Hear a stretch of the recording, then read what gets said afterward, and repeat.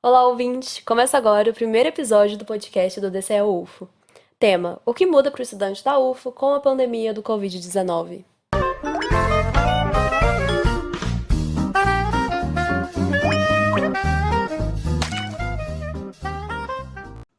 E aí, galera, beleza? Eu sou o Brandon Lemes, aluno de Ciências Contábeis da UFO e faço parte da comunicação do Diretório Central dos Estudantes da Universidade Federal de Uberlândia. Aqui estamos apresentando para vocês o primeiro podcast do DCE UFO. O objetivo desse projeto é transmitir informações de forma segura e aumentar a comunicação do DCE com todos os estudantes. E falar também sobre o lado técnico e político de todos os temas aqui abordados. Hoje, temos convidados muito importantes para debater e informar sobre o que está acontecendo e o que muda para os estudantes da Universidade Federal de Uberlândia, frente à pandemia do novo coronavírus Covid-19. Lembrando que essa gravação está sendo gravada de forma online, ou seja, todo mundo dentro das suas casas através do Hangouts. Os convidados do episódio de hoje são o médico e diretor de ensino de pesquisa do Hospital de Clínicas da Universidade Federal de Uberlândia, Newton Pereira. Olá, pessoal. Obrigado, DCE, pelo convite. Obrigado, Elaine, pela colaboração. Temos também conosco a arquiteta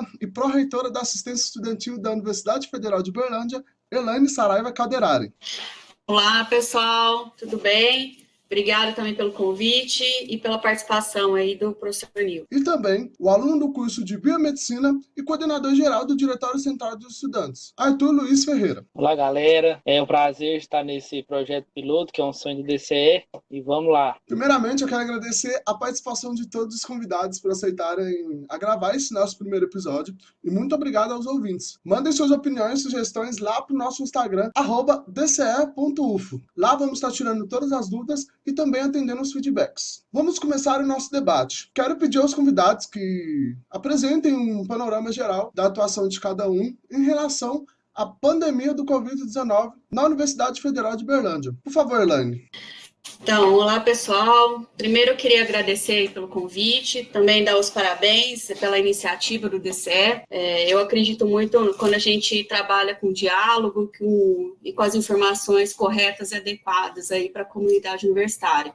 Minha participação, estou nesse momento como pró-reitora da assistência estudantil, mas também faço parte, sou membro da comissão de monitoramento do Covid-19 na universidade e também represento a reitoria no comitê de enfrentamento do Covid municipal, assim como vários colegas, né, também da universidade e do município, e também aí a gente com um convite também especial para o DCE participar conosco também desse momento. Olá, caros estudantes, queria novamente então parabenizar ao DCE pelo projeto. Cada vez mais a gente precisa de bons instrumentos de comunicação com os estudantes, com a comunidade universitária, com a sociedade em geral. Então, nesse momento, eu assumo a gerência de ensino e pesquisa do Hospital de Clínicas de Uberlândia, uma das 3 gerências da diretoria do hospital, que faz a relação entre a universidade, entre as unidades acadêmicas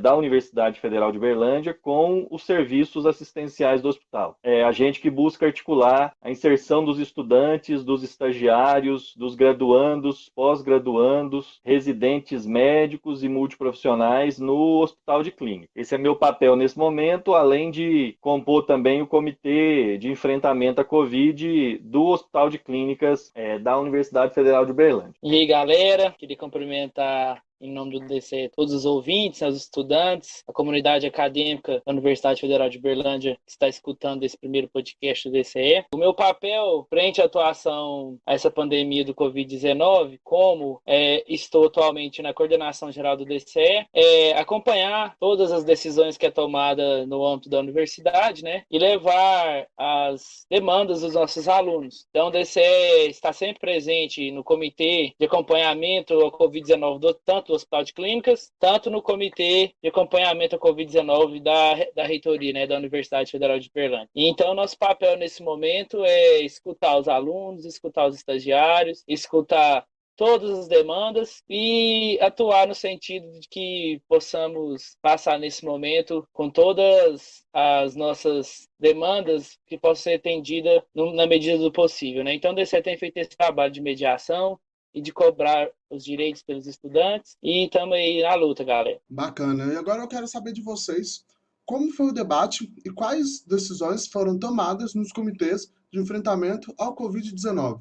Então, pessoal, a gente vem quase que diariamente, até por, às vezes, hora, minutos, tomando decisões e definições, né, do papel da universidade também nesse momento, junto aí com a sociedade. Dentro do comitê, a gente tem a missão ali de levantar, né, todos os contextos, todas as informações técnicas, né, dos profissionais, das autoridades sanitárias da cidade, de todas as cidades que a universidade se encontra, propor medidas preventivas, criar protocolos, organizar campanhas aí de conscientização e de informações, né, corretas e adequadas também para a comunidade, para a sociedade. Num primeiro momento, o comitê ele trabalhou com 4 cenários, né? Eu posso dizer desse jeito, é o que a gente vem trabalhando. Um primeiro cenário seria o cenário de eliminação de aglomerações, então foram nossos primeiros comunicados aí com a comunidade. Então, diminuição de eventos, depois a suspensão de eventos, a suspensão de aulas, suspensão de viagens nacionais e internacionais, e depois caracterizando aí as demais estruturas da universidade que também possui algum tipo de aglomeração, que são as nossas atividades esportivas, bibliotecas, restaurante universitário, moradia estudantil e até nossos atendimentos presenciais. Depois a gente trabalhou num cenário de afastar os grupos de risco, né? Então aí, tanto as pessoas vulneráveis, né, com algum histórico de doença, pessoas que já estavam, né, sintomáticos e pessoas que tiveram contato com alguém que viajou, né, para alguma área de risco ou internacional nos últimos dias, né. Depois a gente vem trabalhando aí especificidades, e aí são muitas, né, porque o que a gente tem que perceber e ter essa clareza é que a universidade é uma cidade, né, nós estamos falando aí de uma comunidade de 30 mil pessoas. Eu falo que ela é maior do que muitos municípios aqui do estado de Minas. Então, a gente não consegue parar uma universidade desse tamanho do dia para a noite. Então, a gente veio trabalhando por etapas e de uma forma que a gente conseguisse cumprir com os compromissos que nós temos, com a missão que a universidade tem junto aos seus estudantes, mas, ao mesmo tempo, controlando e protegendo nossa comunidade, que é o mais importante. E agora é uma frente mais de comunicação, né, de criação de ações e atividades para que a gente movimente também a comunidade universitária, e muito focada agora no hospital, né, que aí eu acho que o Newton tem mais propriedade até para poder falar sobre os acontecimentos lá. Mas no foco agora com o nosso hospital, com nossos profissionais de saúde, para conseguir ajudá-los aí da melhor maneira possível. É isso, né? Complementando, então, o Comitê de Enfrentamento ao Covid no hospital, ele também trabalha com algumas frentes de ação. Nós criamos esse comitê desde janeiro, né? No final de janeiro desse ano, quando a gente já estava acompanhando a situação da evolução da pandemia, mesmo antes da Organização Mundial de Saúde já colocá-la como pandemia, isso foi feito em 11 de março desse ano. Então, desde antes, os hospitais brasileiros, articulados pelo Ministério da Saúde, e no nosso caso também pela EBSER, já começaram a se organizar, porque a gente já sabia que ia chegar a epidemia no nosso continente. Então, o hospital já começou a fazer capacitações internas com os novos protocolos que estavam sendo definidos pela Organização Mundial de Saúde, capacitando médicos, profissionais de saúde em geral. E assim que foi decretado a pandemia e o Ministério da Saúde decretou situação de emergência, né? Uma emergência de saúde pública de interesse nacional, que é o termo técnico, nós já começamos, então, a ter desdobramentos mais articulados com o município, por meio da Secretaria de Saúde e do Comitê Municipal de Enfrentamento, que a Elaine citou, que ela representa a reitoria, assim como a nossa superintendente do hospital, a doutora Aglai, que está lá nesse comitê também. Várias ações desde esse momento foram tomadas no sentido de organizar a assistência à saúde, no sentido de buscar diminuir o número de pacientes internados com outras doenças, e aí nesse aspecto, como foi feito no Brasil inteiro. O hospital já começou a organizar a suspensão de atividades ambulatoriais. Os nossos ambulatórios atendem em torno de 20 mil pessoas por mês. Então, nós suspendemos vários ambulatórios não essenciais, suspendemos várias cirurgias eletivas e vários procedimentos de menor gravidade, menor complexidade e que não podem esperar. Aqueles procedimentos que as pessoas não podem esperar, como cirurgias oncológicas, neurocirurgias, cirurgias cardíacas, essas cirurgias nós não adiamos. Mas o importante nesse momento é diminuir o fluxo de pessoas, em geral, para diminuir a transmissibilidade, mas também diminuir o número de pacientes internados, para que a gente tenha uma reserva de leitos suficientes para os casos de Covid que começaram a chegar. Estão chegando a todo momento. Todo dia a gente está internando gente com Covid, com suspeita ou com caso confirmado. No aspecto mais relacionado aos estudantes, nós também somos um grande cenário de prática.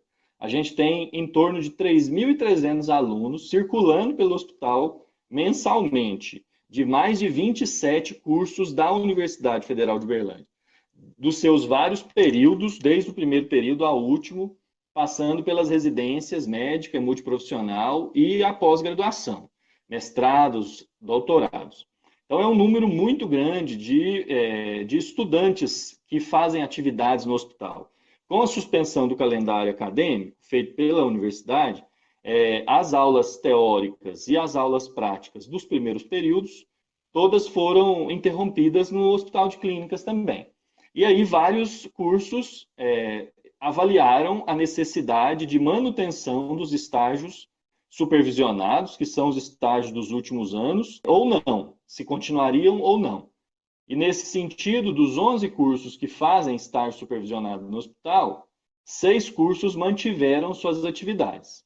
O curso de medicina, o curso de enfermagem, a biomedicina, a engenharia biomédica, são os cursos de graduação, e os cursos de técnicos de enfermagem e o curso técnico de análises clínicas.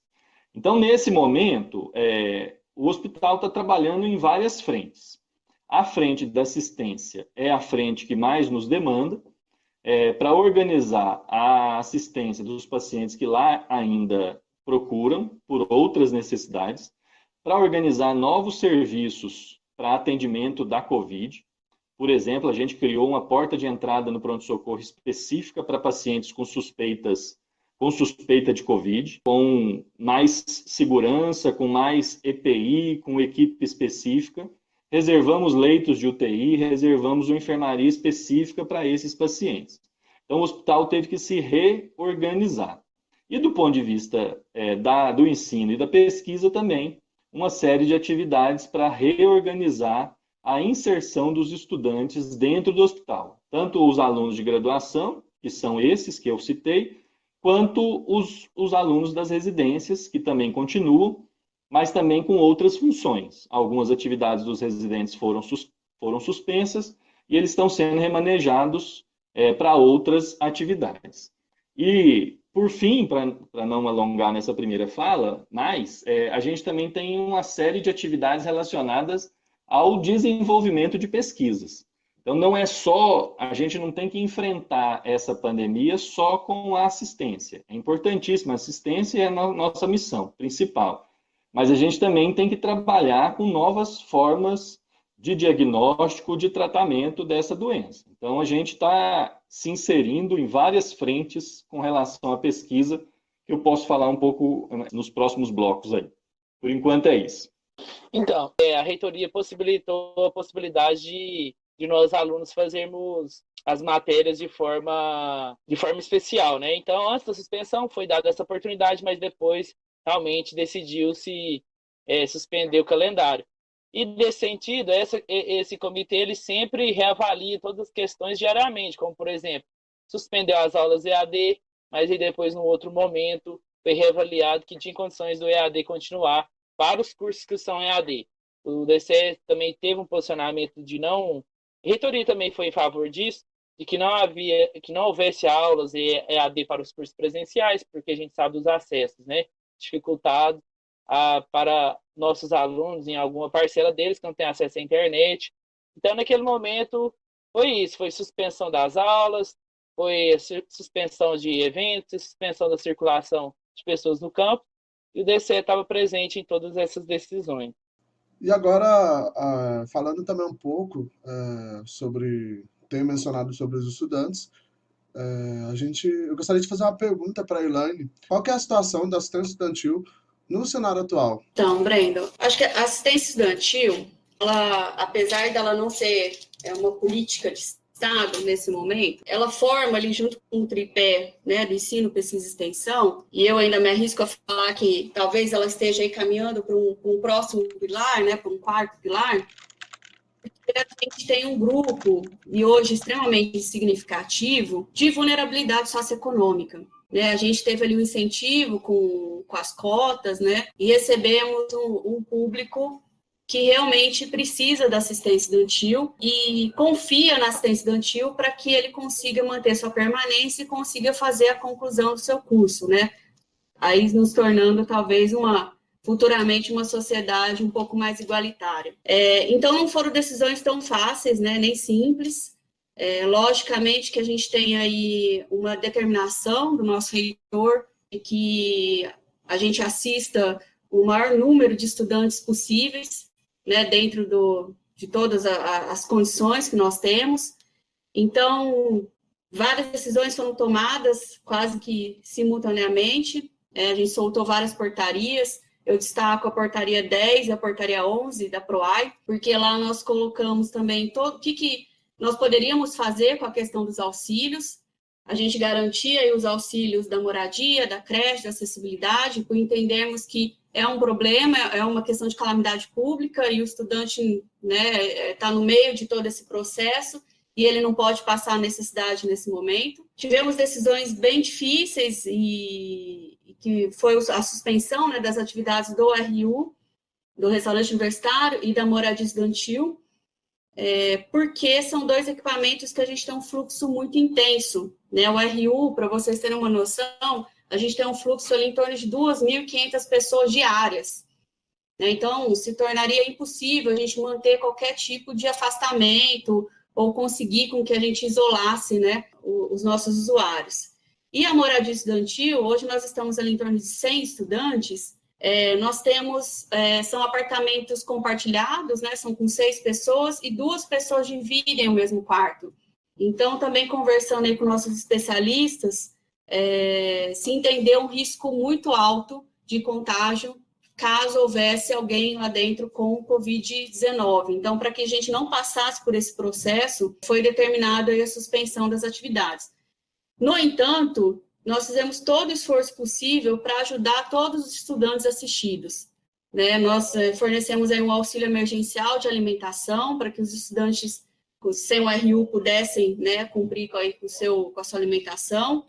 No caso da moradia, nós concedemos um auxílio de deslocamento para que eles pudessem retornar às suas residências de origem e também o auxílio alimentação na falta do RU. Lembrando que os nossos alunos beneficiários da moradia, eles não recebem nenhum recurso em pecúnia, em dinheiro, eles recebem serviços.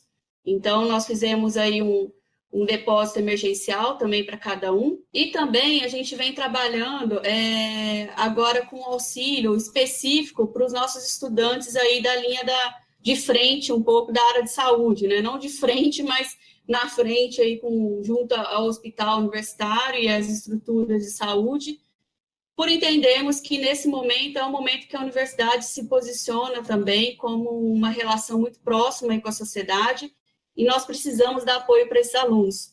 Né? Nós precisamos incentivá-los a nos ajudar e ajudar a sociedade no que a gente faz de melhor, que é a formação de futuros profissionais. E a relação da promoção de igualdades, apoio educacional, a parte de saúde e a parte de plantão social, nós estamos trabalhando da forma remota, né? Tentamos não suspender o último edital, a última chamada, inclusive soltamos ontem o primeiro resultado da primeira chamada do edital, e a parte de saúde e apoio pedagógico estão atendendo online. E depois eu quero falar um pouquinho também sobre um projeto que a gente está saindo do forno aí, que é um projeto de unificação de todas as áreas da UFO, da área de saúde, para ajudar a cuidar de quem cuida, né? Mas aí eu falo um pouquinho mais na frente. Eu gostaria também de lembrar aos ouvintes que o nosso podcast ele está sendo gravado no dia 10 de abril, a partir das 7 horas da noite. Então a gente está. Essa informação que a Helena soltou agora foi a partir de hoje, do dia 10 de abril. E a gente também quer ouvir o Arthur também sobre o posicionamento do DCE em relação à assistência estudantil. O DCE, né, muito preocupado com os estudantes frente a essa pandemia, está muito atento a essa questão da assistência estudantil e nós estamos trabalhando 24 horas por dia, todos os horários da semana, desde que começou esse enfrentamento à Covid-19, para tentarmos, né, tirar soluções para as demandas dos nossos alunos, né? Então, nesse sentido, o primeiro momento mesmo foi garantir o pagamento em pecúnia, né? Porque, como a Elaine disse, não tem como a universidade oferecer serviços, então a PROA ela tem bolsistas beneficiários, né, que a maioria deles não recebem bolsa em pecúnia, então eles têm acesso ao RU, eles têm passe de transporte municipal, acesso à creche, aquelas áreas do PNAES, né? Então, nesse sentido, a universidade, juntamente com o DCE também, conversando e buscando as melhores soluções, e a gente ouvindo as demandas e as particularidades.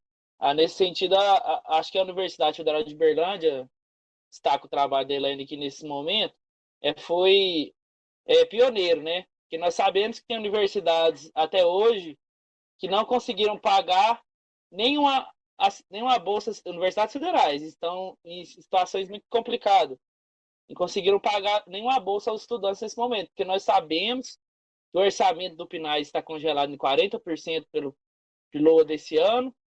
Nós sabemos que a verba vem menor do que o ano passado, o orçamento geral da universidade também vem menor do que o ano passado.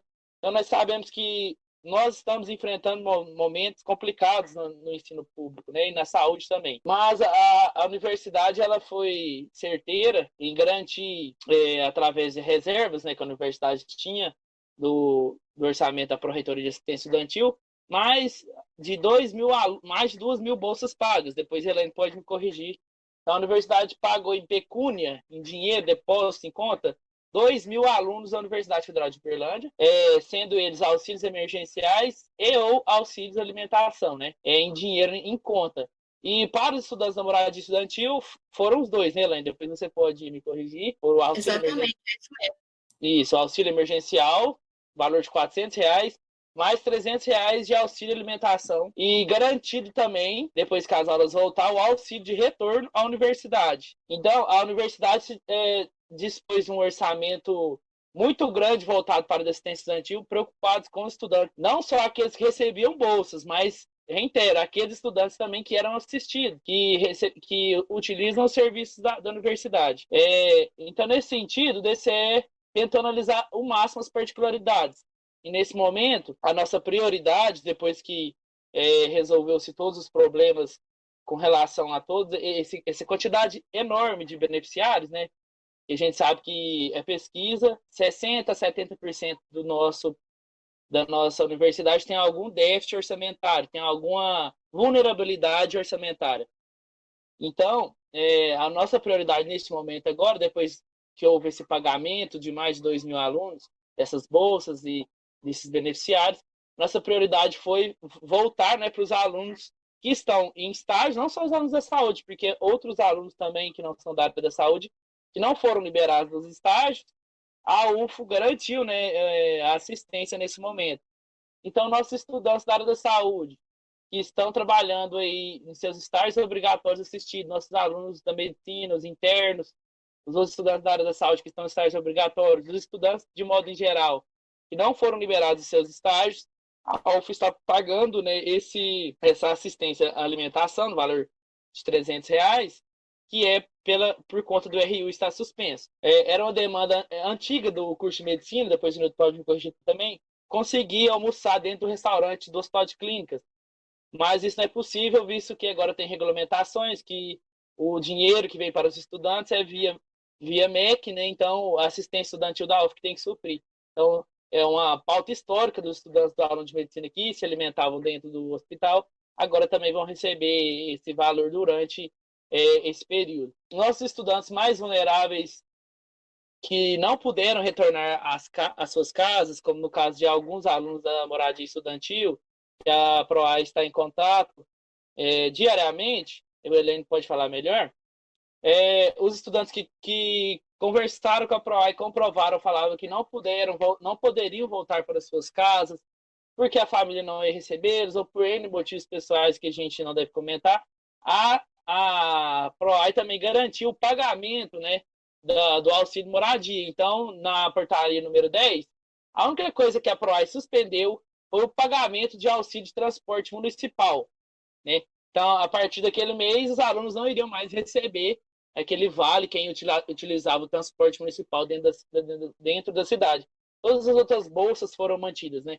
Então, para aquele aluno que comprovou que vai precisar ficar na cidade de Uberlândia, e era da moradia estudantil, ele está recebendo, como previsto na portaria número 10, o pagamento de auxílio moradia, creche e acessibilidade. E aqueles alunos que tinham condições de voltar para os seus lares, né, a PROAI garantiu aí, no caso, nossos alunos são mais vulneráveis, que são da moradia estudantil, garantiu esse pagamento tanto emergencial, tanto alimentação, né, que dá um valor, né, maior do que os R$ 600 que o governo vai pagar para os autônomos nesse momento, né? Então, a Universidade Federal de Uberlândia foi pioneira. Eu sei que vários pró-reitores ligaram para a Elaine, perguntaram como que ela fez esse pagamento. Depois eu quero até que ela comente sobre esse fluxo, que é uma questão do DCE também, entender qual orçamento foi gasto, como ficou comprometido nosso orçamento, Elaine, mas que vocês pensaram nos estudantes nesse momento. Então, mas é isso mesmo que você comentou, Arthur. A UFO foi uma das primeiras a soltar algum tipo de documentação ou de orientações aí na Pró-Reitoria de Assistência Estudantil, né, na área de assistência estudantil. E o que a gente fez, a gente utilizou, na verdade, a gente tinha uma reserva, que nem é reserva, mas é um recurso que a gente utilizaria no segundo semestre. No entanto, a gente percebeu que não adianta a gente pensar no segundo semestre se a situação está acontecendo e está acontecendo agora. Então, nós tomamos a decisão de utilizar esse recurso, logicamente garantindo o recurso de quem já tem o direito, de quem já é estudante assistido nosso até o final do ano, isso é muito importante, e aí contando também que o governo vai liberar os 40% que foi provisionado, bloqueado, aí terminologia que cada um achar interessante. O que importa, de fato, é que esse recurso não está disponível para ser gasto nem investido na universidade e na assistência estudantil. Então, a gente está contando aí também com os parlamentares para que faça, né, a pressão adequada, contamos com o movimento estudantil para que nos ajude também a fazer a pressão necessária para que esse recurso seja liberado, para que a gente possa aí também pensar em novas iniciativas, e vão ser necessárias novas iniciativas aí a partir do segundo semestre. O que aconteceu com várias outras IFES é o orçamento limitado mesmo, né? A gente hoje tem uma demanda extremamente significativa e um orçamento que não comporta a demanda que nós temos, né? Então, é importante que a gente trabalhe sempre com um planejamento bem alinhado e bem prático e bem objetivo, porque, de fato, senão algumas universidades, de fato, não conseguiram, né? Elas não tiveram condições de apoiar os estudantes nesse momento. Logicamente que eu vejo que todos os nossos colegas estão tentando de todas as formas possíveis. Muitas estão buscando dentro do próprio, muitas estão se desdobrando aí para conseguir atender a assistência estudantil de sua universidade. E é praticamente assim, uma missão, é um desafio mesmo, porque a partir do momento que a gente também fica nessa insegurança, o gestor tem grandes dificuldades, né, em fazer qualquer tipo de ação, de movimento, se a gente não tem a segurança adequada do orçamento aí destinado para a execução das nossas ações. Agora, eu queria fazer uma pergunta para o Dr. Newton, que é sobre os estagiários internos. Como que fica a situação desses alunos nesse momento e qual a importância da atuação desses estudantes no Hospital de Clínicas da UF? Então, o Hospital de Clínicas entende que é fundamental a inserção dos alunos, dos estudantes, em todos os seus setores, tanto assistenciais quanto administrativos. Por isso que nós valorizamos muito a inserção de um número grande de cursos, que não são só os cursos da área da saúde, no seu cotidiano. São 27 cursos, como eu já disse, de todas as áreas. As engenharias, as humanas, as exatas, as biológicas, as agrárias, todas, de alguma medida, participam de uma ou de outra forma no Hospital de Clínicas. Então, nós não entendemos o estudante no hospital como uma mão de obra. O estudante ele é um profissional em formação, ele tem que ter preceptoria adequada, tem que ter condições de formação adequadas, né, com um profissional qualificado, que seja o seu preceptor, que tenha uma infraestrutura adequada, né, sem colocar muitos estudantes no mesmo lugar, porque a gente sabe que isso sobrecarrega tanto a assistência quanto a qualidade do ensino. E no caso específico agora da pandemia, além de garantir a preceptoria, além de garantir treinamento adequado para atendimentos específicos, a gente tem que garantir os equipamentos de proteção individual para todo mundo, né? Tanto os trabalhadores quanto os estudantes, e garantir todas as condições de trabalho. É óbvio que nesse cenário, como a Elaine já colocou, é um cenário que nós na saúde pública, a gente coloca que não é só mais um cenário de desfinanciamento, porque o SUS sempre foi desfinanciado por todos os governos que passaram pelo governo federal, nunca houve o financiamento adequado do Sistema Único de Saúde. Mas a gente vivia um desfinanciamento crônico. Agora a gente vive um desfinanciamento agudo. Antes o dinheiro ficava num valor inferior ao necessário, mas ele vinha crescendo de acordo com o PIB. Desde a emenda constitucional 95, que é a fatídica emenda do teto de gastos, né, alguns chamando até de emenda da morte, PEC da morte. Por que isso? Porque desde 2016, então, a emenda 95 vem retirando drasticamente o orçamento das políticas sociais. Retirou da universidade, retirou da ciência e tecnologia, retirou da pesquisa, retirou da assistência social e na saúde retirou 20 bilhões nos últimos 3 anos do orçamento, né? Do SUS foi reduzido em 20 bilhões. Por isso que nós chegamos agora, numa época de pandemia, com um sistema precário. Ele já era precário antes, mas ele vem se deteriorando nos últimos 3 anos, principalmente. E aí a gente vê uma dificuldade muito maior de fazer esse enfrentamento. E isso tem reflexo direto no dia a dia do estudante, óbvio.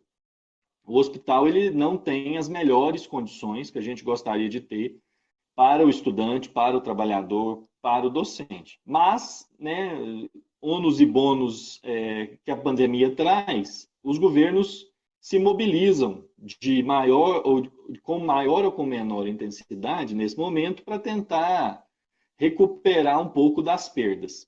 E aí a gente consegue ver aí algum movimento do Ministério da Saúde, do Ministério da Educação, para tentar recompor um pouco o orçamento. Ainda movimentos muito, muito pequenos, muito acanhados, que não recuperam a perda orçamentária que nós tivemos nos últimos anos. E isso impacta no cotidiano. Por isso que é fundamental, só para retomar a questão colocada anteriormente, né, por isso que é fundamental a assistência estudantil nesse momento. Ela já é importante em todos os momentos, mas nesse momento, principalmente, para garantir a permanência dos estudantes com qualidade na universidade. No nosso caso, também, com a redução importante dos nossos recursos, a gente tem que ir também com as normativas que foram sendo construídas nos últimos anos pelo governo federal. A gente se viu impossibilitado de fornecer refeições para os estudantes dentro do hospital.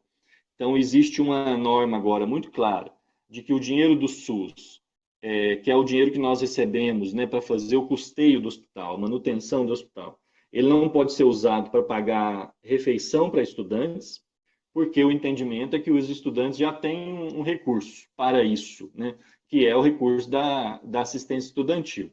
Apesar de ser insuficiente, é um recurso importante para os estudantes no contexto geral do Brasil, né, e da nossa universidade em especial.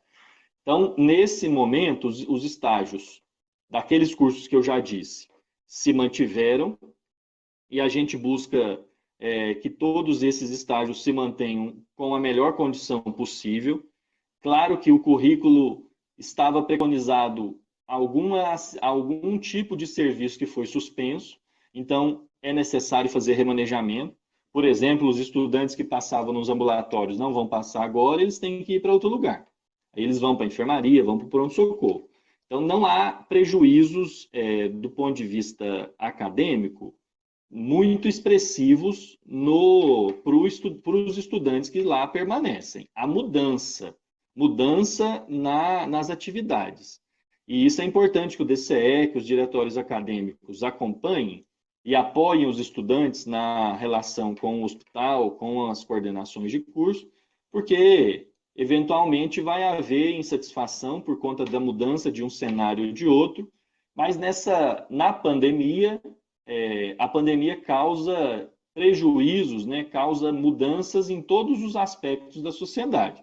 Na economia, na sociedade como um todo, para as pessoas, para os cidadãos, né, muitos trabalhadores vão diminuir sua renda, vão ficar sem emprego, então são prejuízos enormes. E para a universidade também há o prejuízo na formação, prejuízo da suspensão do calendário, mas é um momento excepcional. O que nós estamos fazendo, na parceria com o DCE, com o diretório acadêmico, com as coordenações de curso, é que a gente garanta que os estudantes que estão no hospital, tanto os estudantes do internato médico, que é um número grande, quanto do estágio supervisionado, da enfermagem, da biomedicina, da engenharia biomédica e dos cursos técnicos da Estes, eles tenham condição de executar a sua formação prática no serviço, que é a função do estágio supervisionado, e tenham condições de garantir a sua permanência, e aí o papel da PROAI é fundamental nesse momento também, de garantir essa bolsa emergencial, porque o RU está fechado e porque o hospital não fornece mais refeição dentro do seu refeitório para os estudantes, a prioridade são os pacientes e acompanhantes, e a garantia da proteção desses estudantes, né? A gente está fazendo um esforço enorme no hospital para a gente manter o hospital abastecido com os equipamentos de proteção individual para todos. Máscara, luva, avental, gorro, todo mundo que está na linha de frente, seja lá no atendimento direto ao paciente com caso suspeito ou confirmado de Covid, mas aos outros pacientes também que têm alguma necessidade de usar equipamento de proteção individual, o estoque é crítico. O governo federal já nos prometeu, mas ainda não encaminhou, um recurso importante para a aquisição de equipamentos de proteção individual, e alguns equipamentos já começaram a chegar de várias fontes diferentes, mas o consumo é muito grande. E o estudante é parte desse processo. Ele tem que aprender a lidar com esse tipo de evento, porque, infelizmente, nos próximos anos, isso tende a ser mais rotineiro do que era até hoje, né? Provavelmente nós enfrentaremos outras pandemias aí nos próximos anos, com mais frequência do que nós tivemos até esse ano. Então, é uma oportunidade que o estudante tem para aprender a lidar com esse tipo de situação, sem uma exposição ao risco desnecessário. A gente está fazendo de tudo para proteger o estudante, ele não é o primeiro responsável pelo atendimento das pessoas com suspeita ou com casos confirmados. É sempre o preceptor, o profissional. O estudante ele fica na retaguarda a essa equipe profissional. Então, nesse momento, o estágio é muito importante, o hospital precisa dos estudantes, porque são os estudantes que ajudam as equipes a se capacitarem, a estudarem mais, a organizarem o serviço. Mas não estamos colocando o estudante na linha de frente sozinho, sem preceptoria e sem o apoio de infraestrutura que nós somos obrigados a dar e que a gente está se esforçando para fazer isso. Complementando, né, Newton? O papel do estudante nesse momento é muito vital, né? Não só no âmbito dentro do hospital de clínicas, mas em todos os enfrentamentos que a gente está fazendo a Covid-19. Então, ressaltar aqueles estudantes que não paralisaram suas pesquisas, das diversas áreas, das engenharias, de todas das biológicas, das humanas, todos os alunos que não pararam suas pesquisas, os grupos de pesquisas que não foram parados, né? Ressaltamos que agora a UF também vai contar com 3 laboratórios de testagem do SARS-CoV-2, né, que é o Covid-19. Um deles é no Instituto de Ciências Biomédicas, com o professor Mineu. Um vai ser lá no Instituto de Biotecnologia, com o professor Luiz Ricardo, e o outro é o Instituto de Biotecnologia de Patos de Minas. Então, além do enfrentamento direto de assistência lá no hospital, né, a UFA agora também, na área da pesquisa e do diagnóstico, né, vai estar auxiliando o país nesse momento, né, na testagem, para dar mais celeridade nesse processo de diagnóstico do Covid-19. Então, no âmbito do hospital, para a gente do DCE foi vital, sabe, manter o contato extremo.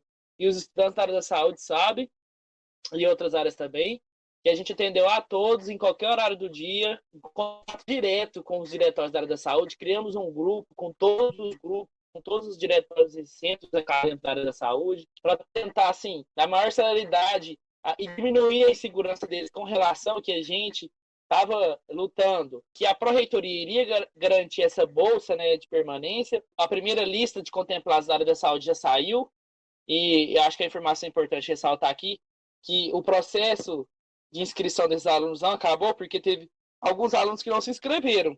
São muitos alunos em estágio, né?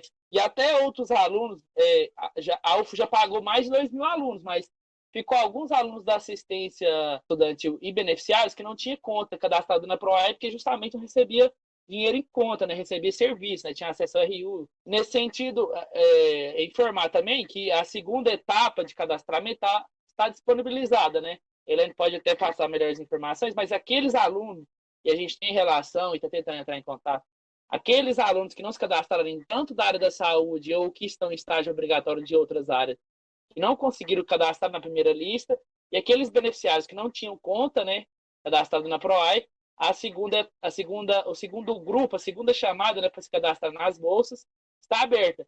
Então, agora, a partir dessa semana, os pagamentos da área da saúde vão ser efetivados, a Helene pode falar melhor, e depois é a segunda etapa, né?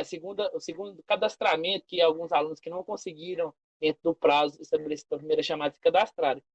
E aí eu volto a falar de outras áreas muito importantes, que é das engenharias, né? Da engenharia biomédica, que está nesse momento dando a manutenção, né, Newton, nos ventiladores dentro do hospital de clínicas, que são itens extremamente importantes. Temos grupo de pesquisas na UFO, fazendo máscaras impressas em 3D. Temos um grupo de pesquisa, um grupo de pesquisa da UF que fez um estudo pedido pelo Ministério da Saúde acerca de custos de hospital de campanha. Então, acho que a Universidade Federal de Berlândia, nesse momento, ela demonstra sua força, demonstra que seus alunos são bem preparados e demonstra que a gente está preparado para auxiliar o país nesse momento. Os estudantes, nesse momento, vão demonstrar e vão aprender também que a UF forma profissionais com altíssima qualidade, né? E são pessoas que vão aprender com essa experiência e vão levar para suas carreiras e para outras futuras pandemias, né? Para que o país possa aprender com isso e que a gente passe por outras, como você falou, melhor, né? Então, os estudantes, a universidade pública, o SUS, a pesquisa, neste momento, demonstram sua força. Nas redes sociais do DCE, recebemos muita mensagem questionando sobre a situação do primeiro semestre de 2020, que até então tivemos somente uma semana de aula, e logo foi suspenso o calendário acadêmico. Com isso, o pessoal sempre pergunta no Facebook ou no Instagram se o calendário ele pode ser cancelado e qual é a perspectiva de retorno das aulas da Universidade Federal.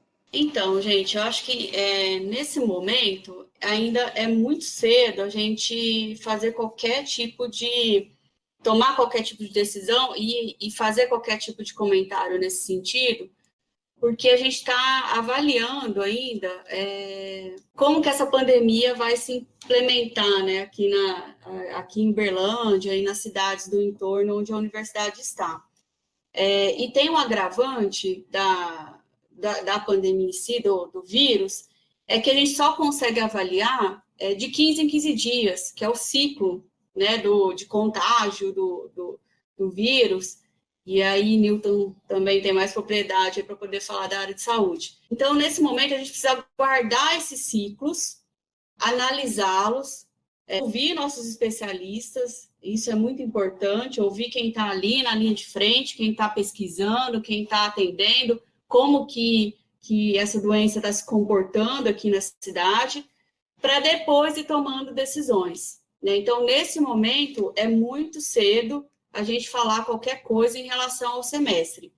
Logicamente que quando as coisas se normalizarem, a gente tiver mais uma segurança para a comunidade universitária, aí essas decisões são tomadas junto aos conselhos deliberativos, né?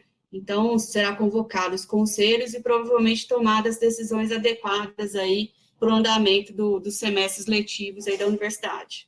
Para complementar, nós estamos ainda num cenário pré-início da aceleração do crescimento da nossa curva.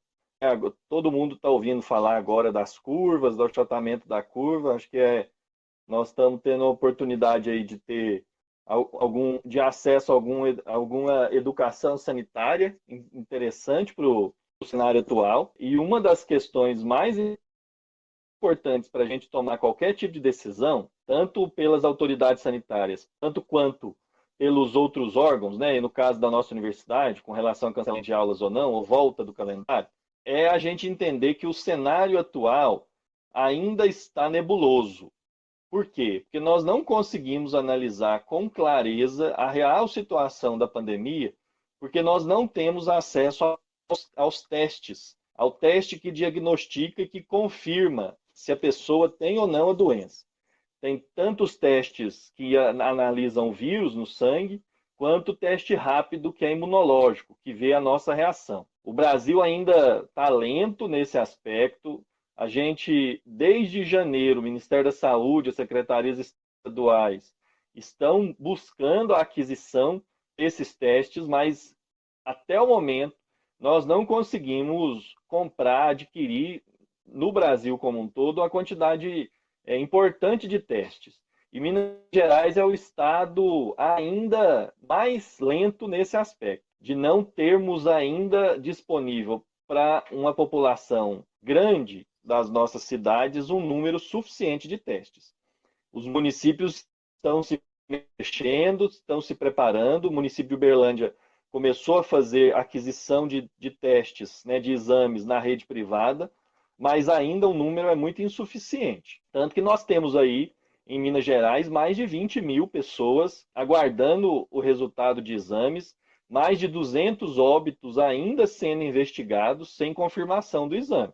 A nossa curva, ela está em crescente evolução, ela vem inclinando com muita rapidez, nas últimas 2 semanas principalmente, mas a tendência é que ela vá se acelerar muito mais intensamente nos próximos dias.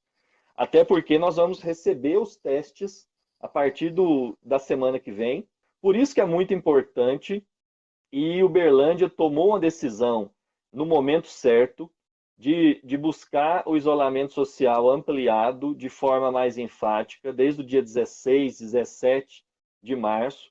Nós vamos completar ainda um mês de um isolamento social que não é dos mais agressivos.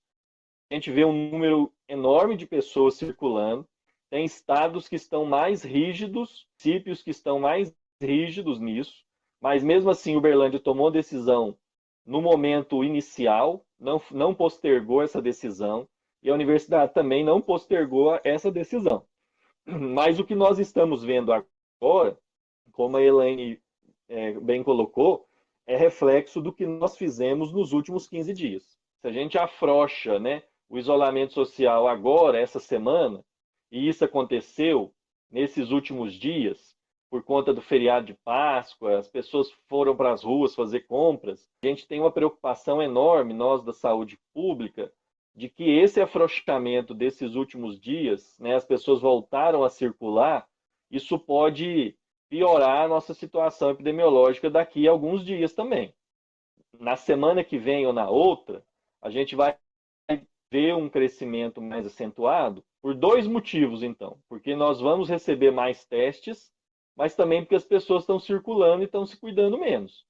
As pessoas não estão em casa isoladas. E a gente precisa reforçar isso aqui. A UFO suspendeu o calendário acadêmico para diminuir a circulação de pessoas na universidade, na cidade, mas não é para essas pessoas ficarem circulando em outros locais, né? A gente espera e a gente orienta que os estudantes não estejam aí fazendo festas, fazendo atividades culturais, esportivas, artísticas, que são fundamentais, mas nesse momento a gente tem que fazer um esforço de isolamento social, de distanciamento social, para que a gente efetivamente achate essa curva. Não é o momento de discutir saída da quarentena, saída do isolamento, retomada do calendário acadêmico. Esse momento agora é de melhorarmos o isolamento, de melhorarmos a quarentena, de melhorarmos o sistema de saúde. Daqui a pouco, quando a gente tiver mais clareza de que a nossa curva não está tão inclinada quanto em outros estados, com um número suficiente de testes, e quando a gente tiver leitos suficientes, a gente vai poder tomar uma decisão de forma mais clara. Para finalizar, eu queria saber qual é a visão de vocês daqui para frente no combate ao coronavírus e como nós iremos superar esse drama como um povo brasileiro lá na frente. E afinal, o que também podemos aprender com tudo isso? Então, o que a gente tem que deixar muito claro, assim, que a pandemia, ela é uma crise, né? E uma crise aí que a gente não tem nem noção ainda dos precedentes que ela vai causar, os impactos, sejam econômicos, de saúde, sociais, políticos, enfim. Isso ainda é algo a ser analisado aí mais para frente por todos os especialistas. O que a gente está preocupado nesse momento é como que nós vamos reagir a essa pandemia, né? A gente é uma sociedade que a gente não está acostumado também a ficar fechado, trancado, isolado, né? A gente é um povo brasileiro, é o povo de festa, do abraço, do beijo, né? Então, a gente está muito preocupado como que essa pandemia também vai mudar os nossos comportamentos e as formas de a gente enxergar o mundo. Então, um primeiro momento, e aí a UFO está se movimentando também para ajudar a comunidade universitária, é cuidar de quem está cuidando. A gente vai estar ali passando por uma série de estresse, de ansiedades, de inseguranças, e a gente está criando aí um grande projeto, ele chama Proteja-se, e a gente vai soltar ele nos próximos dias, que são todos os profissionais da área de saúde, na parte da psicologia, da saúde mental, da enfermagem, assistência social, para que ajude nossos profissionais, mas também nossos estudantes, e aí é aberto para os estudantes, para que a gente tenha em algum momento de fala, de conversa, de diálogo. Será mais um serviço online, aí, um serviço terapêutico, fornecer esse apoio emocional aí, tanto aos servidores, aos estudantes, e focando também nos nossos profissionais de saúde, né, nossos estagiários aí também que vão precisar esse momento aí tão importante para eles também de um apoio, e um apoio qualificado, né? Eu acho que isso é importante. E no segundo momento, eu acho que é mais uma fala de esperança, para ser sincera, é de que esse momento também nos conduz a uma reflexão do que, de fato, é importante na nossa vida e na sociedade como um todo. A gente vive uma sociedade extremamente individualista, egoísta, desigual, onde o capital ele é como se nossa vida girasse em torno da busca desse grande capital. Então, acho que é um momento para a gente repensar sobre isso, né? Quais, de fato, são os valores que a gente precisa ter na nossa vida e quais, de fato, são as funções que a gente tem que exercer dentro dessa sociedade. Aí, pensando também em olhar mais para o próximo, olhar para o seu vizinho, olhar para a pessoa que esteja precisando, fazer um acolhimento, uma ação de solidariedade, porque todo mundo vai sofrer, gente. De alguma maneira, seja um impacto financeiro, emocional, social, a pandemia ela vai trazer algum sofrimento para você, para sua família, para os entes queridos, para os seus amigos. E para a universidade, eu acho que mais do que tenha sido divulgado, eu acho que nesse momento talvez a sociedade consiga novamente enxergar, depois de tantas falas negativas e polêmicas em cima do papel da universidade pública, mas entender qual que é o nosso papel na sociedade, que o nosso papel é de auxílio, é de ajuda, de apoio, é de formação, é de trazer tranquilidade e trazer serviços e funções que a sociedade às vezes não está preparada. Então a gente está aí com um grande número de servidores na linha de frente do atendimento à saúde por meio dos nossos hospitais universitários, vários cientistas fazendo pesquisa, buscando testes, novos testes, vacinas, formas de tratamento, projeto de respiradores, a gente tem pesquisadores trabalhando nisso, equipamentos hospitalares, também de EPIs. Então, esse é o papel nosso da sociedade. A gente está aqui como um grande apoio, um grande auxílio para a sociedade, como um grande patrimônio mesmo, que a gente tem que defender, que é um espaço onde a população ela pode contar e a população vai receber todo aquele investimento que está sendo feito, seja da forma de serviços ou seja na forma de grandes profissionais altamente qualificados e capacitados para atuar aí agora nesse momento. E aí eu queria só finalizar minha fala falando que a universidade também, e aí também ajudando a questão que o Milton colocou, dos estudantes que às vezes ficam aflitos em ficar em casa, né? A gente está lançando uma série de ações, o Festival UFO Fica em Casa, com atividades culturais, o Agita UFO em Casa, com atividades esportivas, com exercícios para você poder fazer em casa, então não precisa sair, não precisa ir para a rua, a gente vai auxiliá-los aí a uma série de ações para que vocês possam fazer em casa, atividade de saúde também em casa, de meditação, de acolhimento. Então, é importante que, nesse momento, a gente reveja essas questões que, às vezes, nos parecem... Quando você coloca a vida em primeiro momento, você sair de casa para poder fazer uma atividade específica, ele é um momento, hoje, de individualismo e de egoísmo, porque você vai para fora, você pode contaminar e pode ser contaminado e entrar num ciclo, numa cadeia de contaminação, então, de contágio, né? Então, é importante, assim, que cada um faça uma autorreflexão também de entender que, nesse momento, a sociedade precisa que quem pode fique em isolamento, para que a gente consiga achatar a curva, para que a gente consiga, daqui a alguns meses, aí, poder, de fato, abraçar, beijar e estarmos juntos aí de alguma forma. Então, reforçando muito que a Elaine coloca, né? Tem um dos principais aspectos que eu entendo que é de reflexão e de reconstrução de uma nova sociedade, que o vírus nos faz repensar, é que não existe sociedade independente. As pessoas não são independentes umas das outras. A maior questão relacionada a qualquer tipo de infecção e de doença infecto-contagiosa é que nós todos temos interdependência.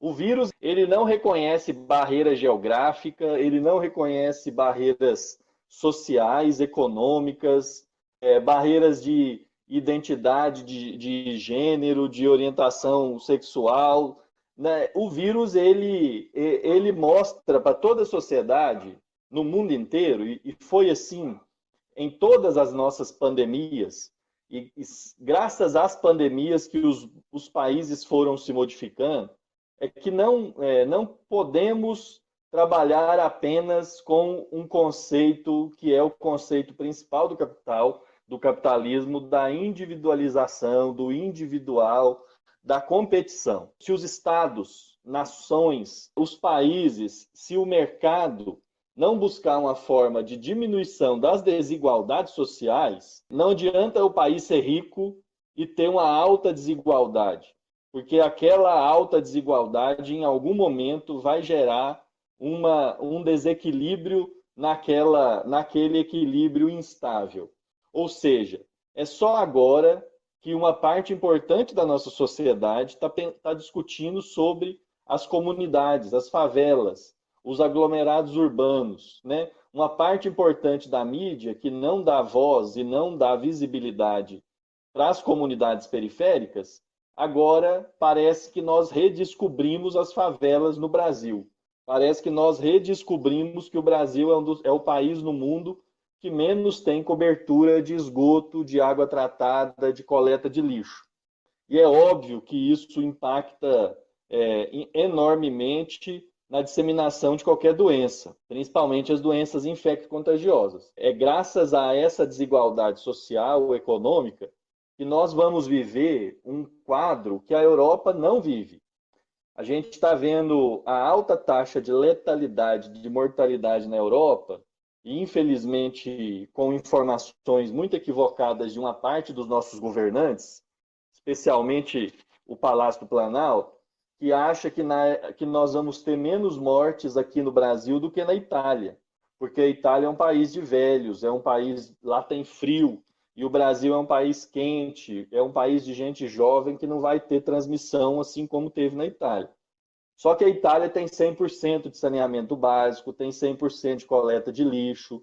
A Itália investe muito mais na saúde pública do que o Brasil, tem muito mais leitos por habitante do que o Brasil. Não tem pessoas tomando banho no esgoto, né, como o presidente colocou, e isso não é uma virtude. Isso tinha que ser uma vergonha para o nosso país, né? E esse vírus está evidenciando mais isso. Eu espero, como esperança também, essa palavra que a Elaine citou, tão bonita na nossa língua, né? Que eu entendo que esse momento é um momento da gente aproveitar, nós enquanto sociedade, principalmente nós como universidade, e reforçar o debate que foi feito por nós lá na emenda constitucional 95, mas só fomos nós, né? Nós não tivemos voz no Congresso nem na mídia, de que um país ele não vai ser desenvolvido economicamente se ele não buscar o fortalecimento das políticas sociais. A gente está vendo a todo momento que não vai ser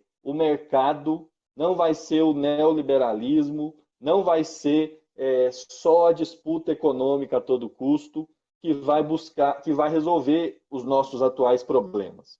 Não vai ser o mercado que vai desenvolver vacina, tem que ter investimento público. Não vai ser o mercado que vai desenvolver as drogas que vão curar as pessoas. Se não houver investimento público, as indústrias farmacêuticas não vão se mobilizar para produzir um medicamento.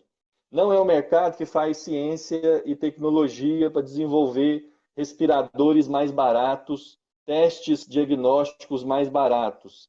O mercado que visa o lucro. É o Estado que tem que fazer isso e está fazendo isso no mundo inteiro.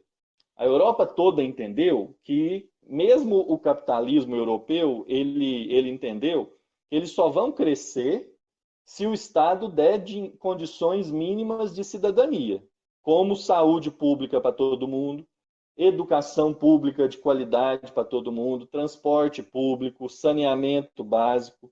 Ou seja, esse momento agora, apesar de muito sofrimento, apesar da gente ainda não ter iniciado a pior fase da nossa epidemia aqui no Brasil, nós vamos ainda ter muito sofrimento, nós vamos ter muitos óbitos, muitas famílias se destruindo, se a gente não fizer as políticas afirmativas da forma que a ciência coloca, né?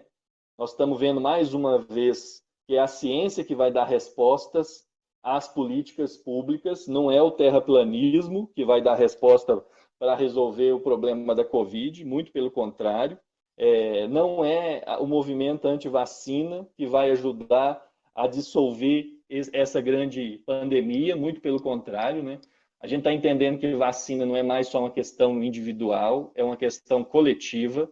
Se eu não estou me vacinando, não é só uma opção minha, eu estou afetando diretamente uma série de outras pessoas, uma sociedade. Então, apesar de todo o sofrimento que nós todos estamos passando e vamos passar, nós temos que usar esse momento para nos reorganizarmos e pressionarmos os nossos políticos, os nossos governantes, de que é necessário ter políticas públicas firmes, estatais, de qualidade, nós temos que ter política pública de ciência e tecnologia, política pública de educação superior e, principalmente, nesse caso, para concluir, a gente tem que ter um sistema único de saúde que seja, de fato, universal, que ainda estamos longe de atingirmos a universalidade do SUS por falta de recursos. A gente aprovou uma Constituição que coloca a saúde como direito, mas nenhum dos nossos governos colocou dinheiro suficiente para efetivar esse direito. E agora a gente entende o que é uma política universal. Nós não temos leito de UTI para todo mundo. Por isso que o SUS não é universal na prática. A gente ainda não tem exame nem teste diagnóstico para todo mundo. A gente não tem respirador para todo mundo. Então, se nós já tivéssemos um sistema universal, como tem a Inglaterra, como tem a Espanha, que mesmo com esse sistema universal eles estão passando por problemas, nós ainda estamos longe desse sistema universal. Então, acabando essa pandemia, é o momento da gente reorganizar as nossas políticas públicas para construir a verdadeira cidadania, para que na próxima pandemia a gente tenha mais condições de enfrentar com menor sofrimento social, econômico, com menor perda de vidas, com melhor qualidade de vida.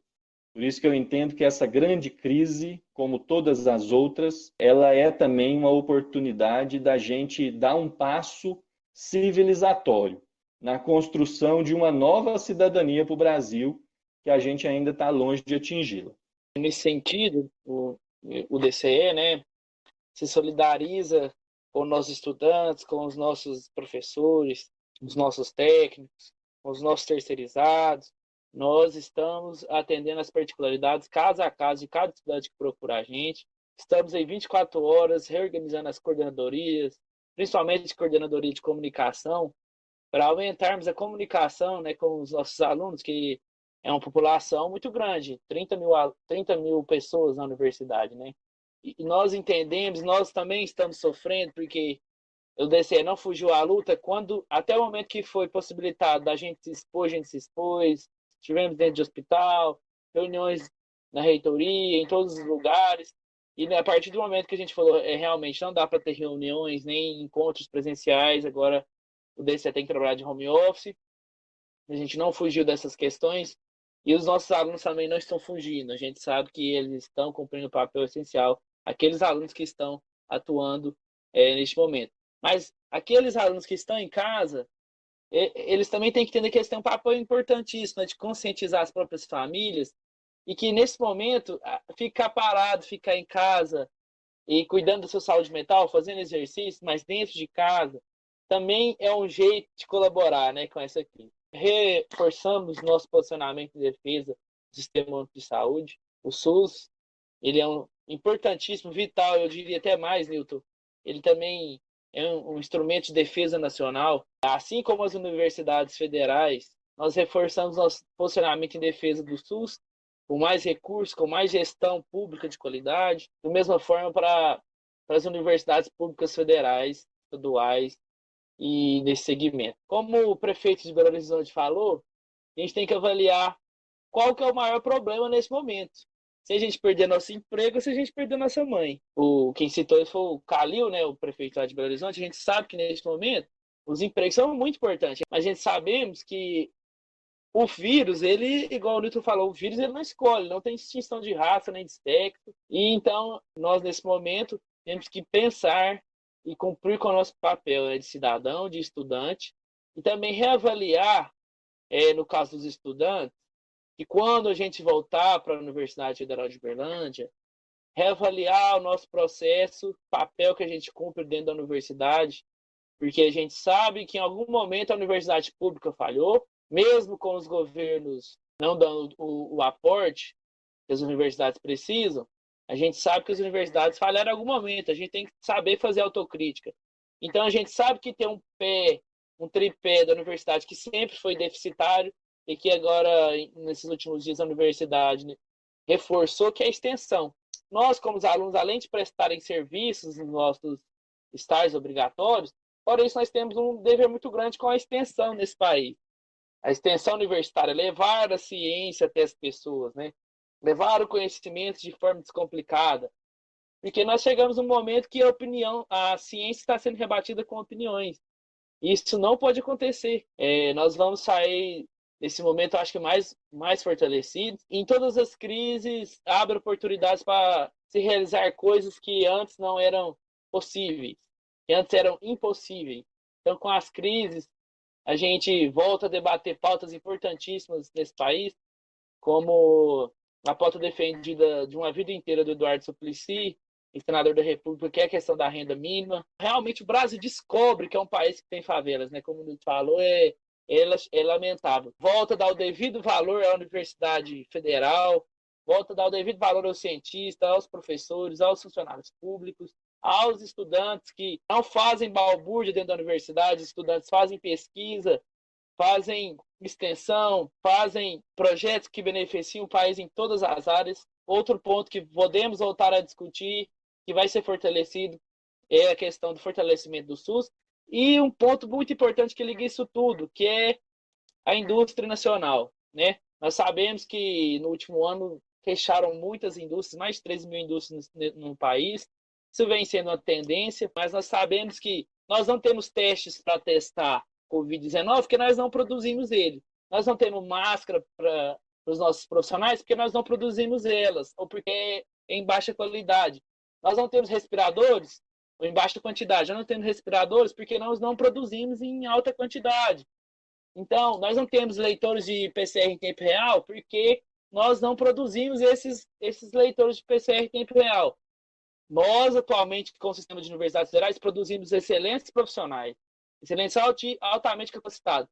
Mas, infelizmente, a nossa indústria de base ela não acompanhou a evolução das universidades federais que produzem pesquisa altamente qualificadas e que o governo tem que começar a reconhecer essas pesquisas e investir nesses projetos de pesquisa em produções de larga escala. Nós estamos vendo aí vários projetos com relação às máscaras, com relação a respiradores, e lá dentro das universidades públicas tem tecnologias que eu acho que o governo desconhece, que se as tecnologias que estão dentro das nossas universidades fossem utilizadas, nosso país já deveria ter conseguido superar vários problemas com relação ao que temos no nosso país.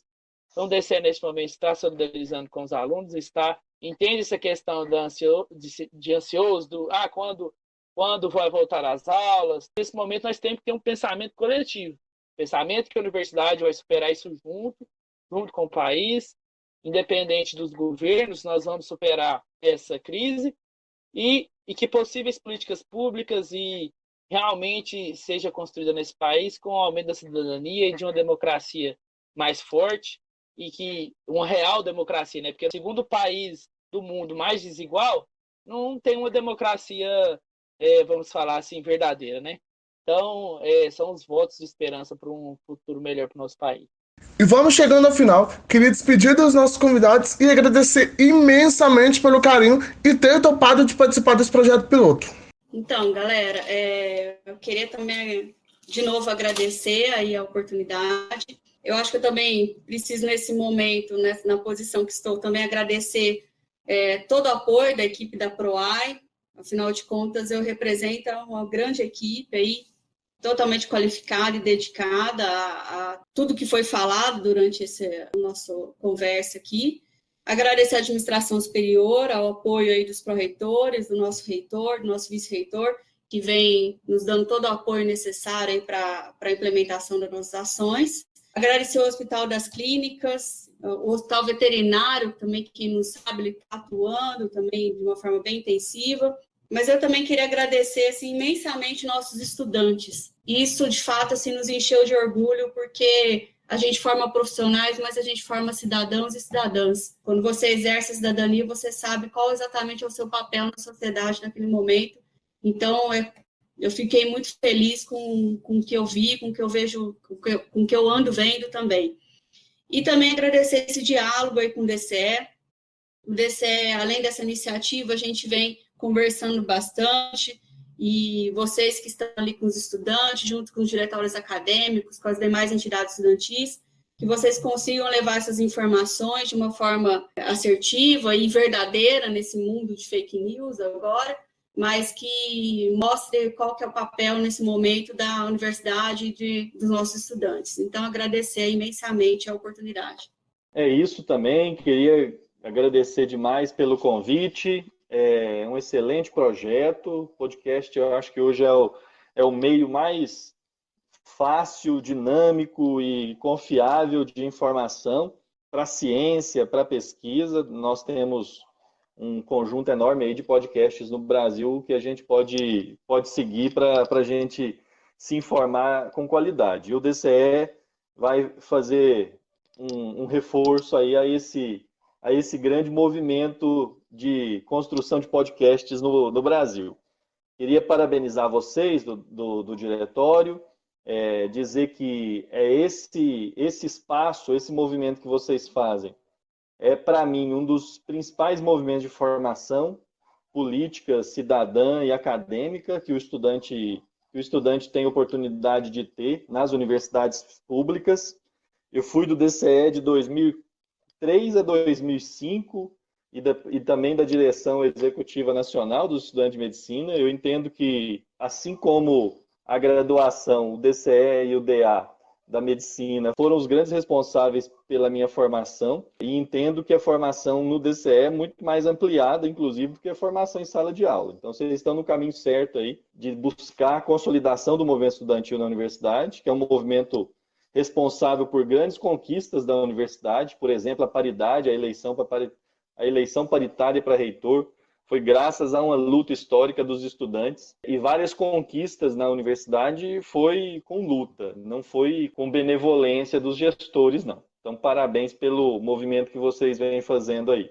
E queria agradecer em nome da Elaine e parabenizar também a administração superior, porque nesse momento de enfrentamento à Covid, mas desde o primeiro momento de enfrentamento aí, de desgaste com o governo federal, com relação à priorização ou não da universidade pública, do orçamento para ensino e pesquisa, do orçamento para assistência estudantil, desde o primeiro momento essa administração superior, liderada pelo professor Valder, vem demonstrando que a universidade está cumprindo o seu papel, com todas as dificuldades, com todas as contradições que nós temos na democracia e na universidade. Eu entendo que a universidade hoje, representada aí pela administração superior, pelos movimentos do DCE, do Sintet, da ADUFO e da APG, estão cumprindo um papel importante para o reconhecimento da universidade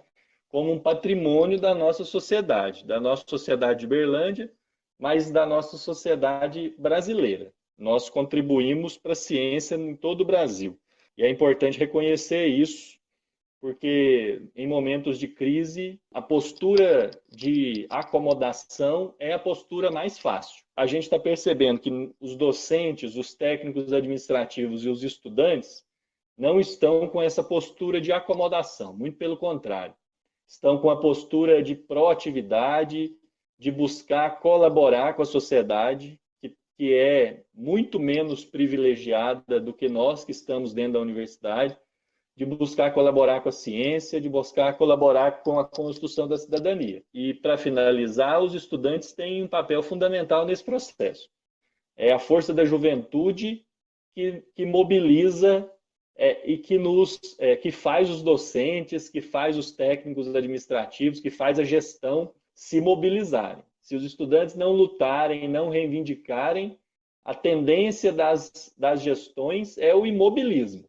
Não é isso que está acontecendo na universidade. Não tem ninguém imobilizado, não tem ninguém na inércia. Parabéns a vocês, obrigado aí pela audiência, e o HC está à disposição para o DCE, para os diretórios acadêmicos, para a gente poder construir um espaço mais adequado para a formação prática e teórica para os profissionais. Eu também quero agradecer a todos os membros do DCE, dos diretórios acadêmicos, dos movimentos estudantis, mas especialmente a Laura, o Brandão, a Bianca, a Débora, que compõe a coordenação geral comigo, que a gente sabe que os desafios, né, que é estar à frente da representação estudantil na universidade, Agradecer também o Brandon, né, e o Taufer, João Taufer, que são apoiadores e criadores, né, desse projeto podcast, que era um sonho, uma proposta do DCE, e eles estão fazendo história, né, e vão continuar com vários outros programas, trazendo outros convidados muito importantes.